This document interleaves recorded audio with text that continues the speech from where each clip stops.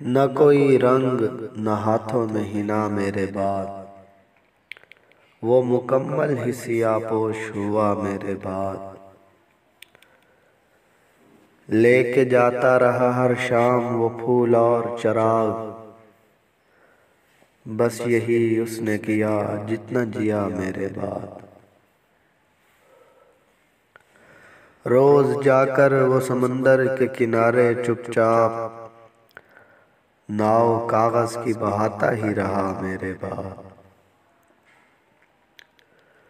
उसके होठों से मेरा नाम निकल जाता था, जिसने अपनाया उसे छोड़ दिया मेरे बाद।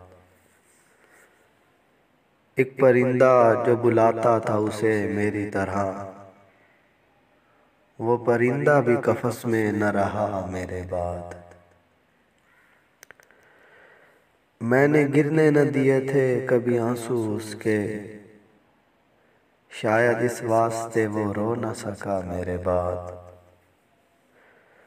मैं भी वैसा न रहा उसके बिछड़ जाने से, कोई उसको भी न पहचान सका मेरे बाद।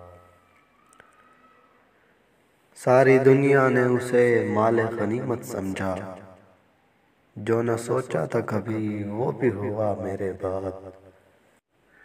उसका हंसना मुझे भाता था सो वो शख्स अदीम, बाल खोले हुए हंसता ही रहा मेरे बाद।